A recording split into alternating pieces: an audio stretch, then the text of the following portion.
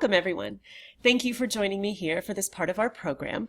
I am very grateful for your presence. I'm going to be talking about the habit of happiness and breaking that up into, first of all, what is happiness? And then what are habits and how do we make them and break them and change them? And then moving into one of my favorite happiness habits, which is mindfulness. I may split it up into a couple of different videos depending on how long it gets, but those will be what I'm covering. So to get started, I'm going to put myself down here in the corner, and then I want to just share with you a couple of statistics, some research statistics that answer the question like why this even matters, why all of this that we're talking about, happiness and all of these habits for it and how to increase it is so important. And there are a couple studies that are relevant specifically to education, but these, of course, can be expanded out into all of our lives, right? So there was a 2-year school-based positive psychology program. Now, positive psychology is a part of psychology that seeks to optimize our experience of life. And so that is what and it's grounded in the science of happiness, which is everything that we are talking about in this series. So there was a 2-year school-based positive psychology program, so a longitudinal study, lasted a while, and at the end of it, it showed an increase for students in well-being that included more positive emotions, better peer relations, and better grade point averages, which is something we know all of our students would certainly be happy for, and we as their support systems would certainly be happy about. But even if we're not, teaching, or we're not students, or we're not in the education system, but even in our own lives, to be able to take these same ideas and increase our positive emotions and and better our relationships, who couldn't want that, right? There was another research study at UC Santa Barbara that looked at a 2-week mindfulness program, which is something I'm going to be talking about. And this program showed for students an increase in GRE scores by 30%, and that's quite significant. And so if we take that and extrapolate it to kind of all testing, then, hey, that's fabulous. Improves working memory, which who can't use that, and decreases mind wandering, which is something I'll talk more about why that might be so important to us. Okay, so those are just some things to show you that there are thousands of studies out there on all of these topics and ideas, and these are just a couple that are very relevant to education. So as we get started, what I would love you to do is just sit back and relax and take a breath, get quiet, and if you're comfortable, you might want to close your eyes for a moment. If not, that's perfectly okay. Also, maybe have something near you to write with, because the first thing I want you to do is just think about the following statement that I'm going to make. And I just want you to see what are the first words that come into your mind to fill in the blank of this statement, which is, a happy life is a blank life. So how would you fill in that blank?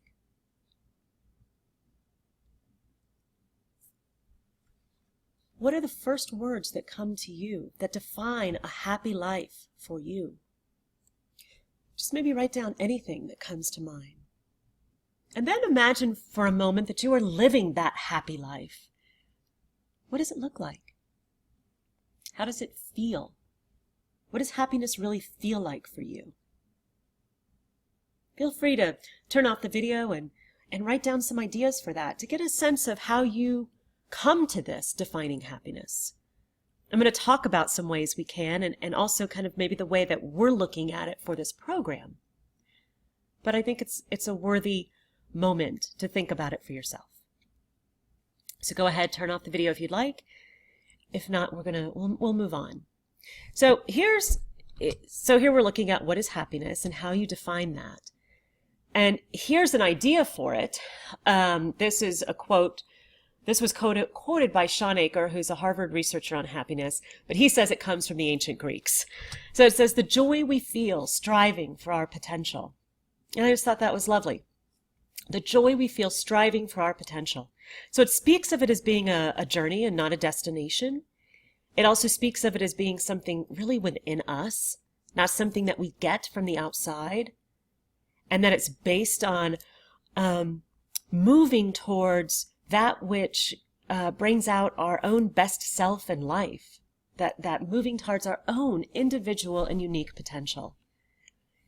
And then here's a little something from Aristotle just to think about. He talked about eudaimonia, which is the doing and living well.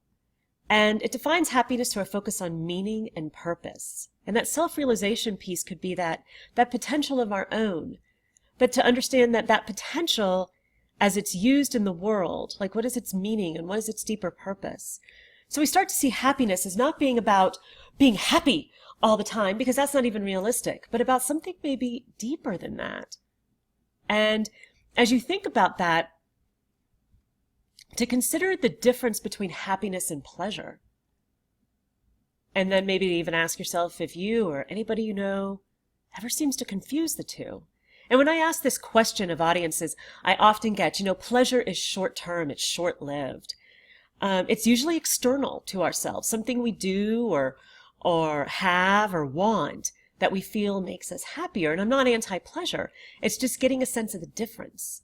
Where happiness is something that's a little more deeply felt.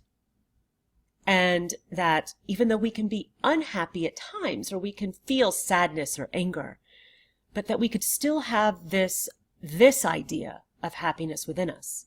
So taking all this into consideration, I came up with this.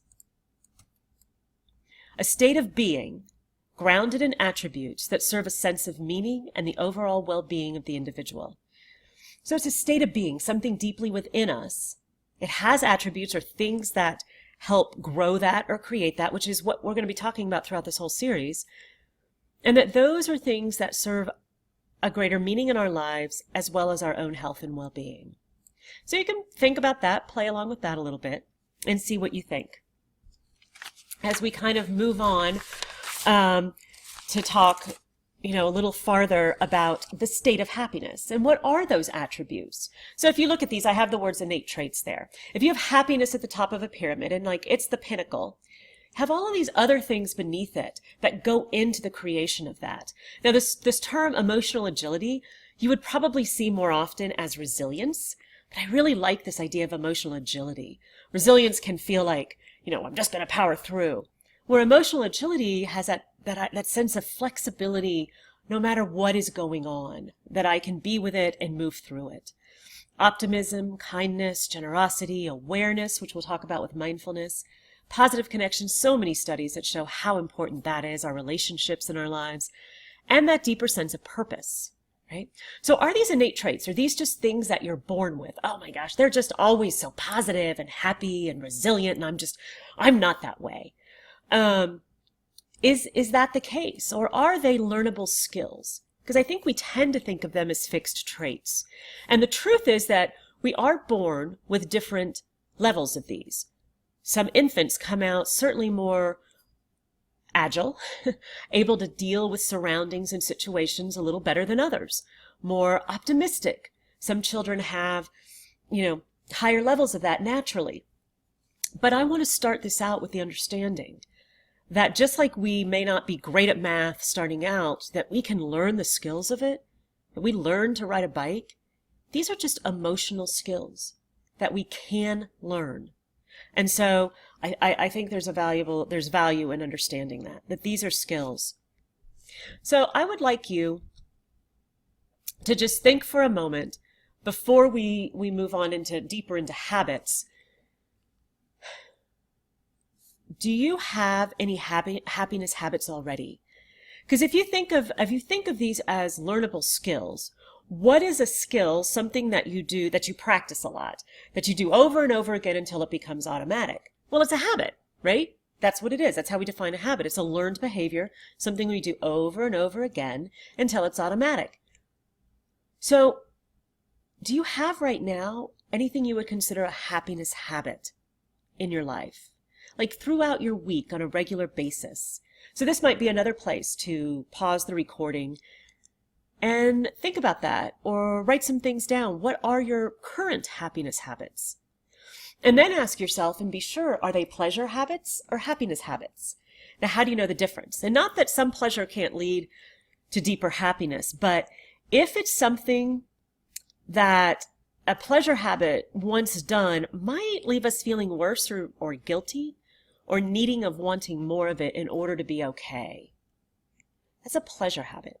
A happiness habit is something that really builds our ability to be emotionally agile, to be optimistic, to feel a sense of greater inner well-being. So what are your happiness habits? So think about that for a minute.